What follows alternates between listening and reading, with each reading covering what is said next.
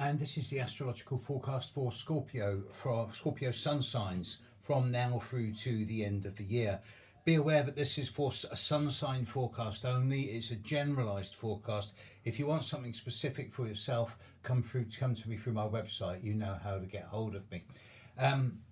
Scorpio, this next few months, this next 4.5, 5 months, it's not that easy. Okay, certain dates amongst you are going to be doing very well. Some are having a really hard time. There's not that many of you who are in the middle. Okay, so where do we start? Well, tell you what, let's start with the difficult stuff first of all, shall we?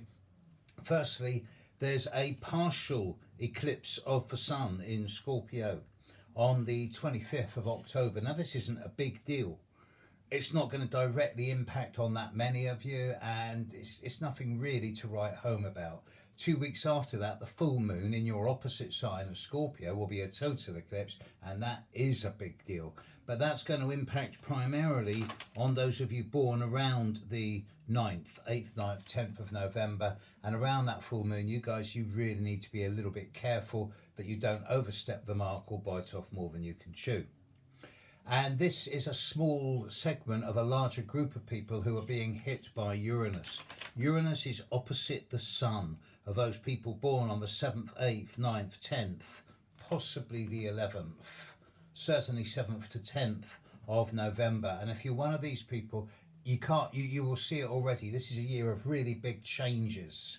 And change is happening, and it can be change in terms of chaos, disruption and drama, or it can be change in terms of stimulus, novelty and originality. But change is happening, and you either dance with it and flow with the changes, or you dig your heels in and resist the changes, in which case you will get trashed.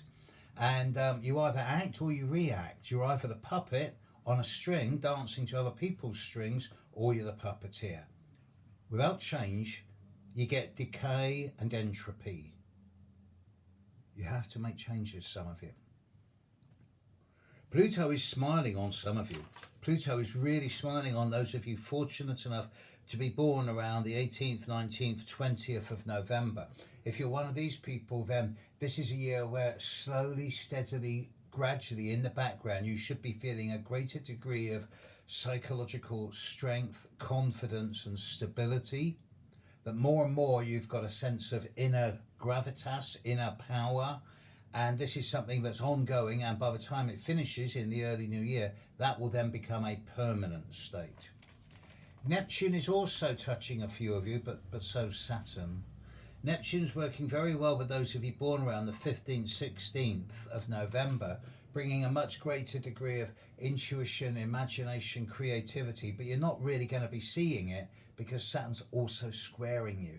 The people who Neptune are hitting, the 15th, 16th, perhaps 17th of November, come the new year, come February, March, you will really see the positive sides of this, and you will find that your ability to have a more spiritual potential in your life is going to be really good. But you might have to wait until February, March for that to really kick in, because Saturn is squaring the sun of a whole bunch of you. If you're one of those Scorpios born from the 11th through to the 17th of November, then Saturn is squaring your sun this year, and that's bringing gravity, density. You're laden and burdened.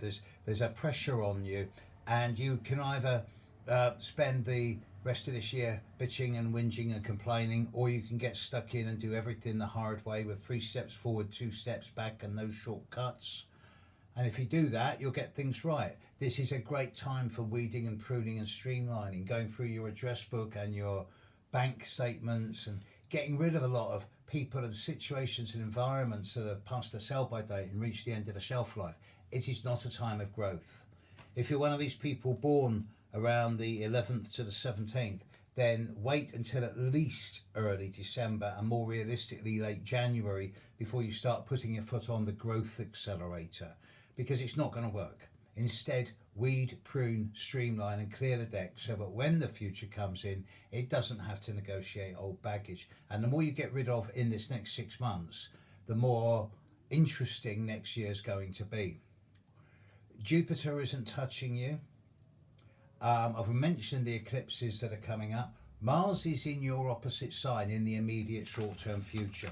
And from now through to about the 20th of August, those of you born in the last 10 days of Scorpio, from about, say, the 11th of November onwards, yeah, you're getting your buttons pushed. It's a bit of a volatile time.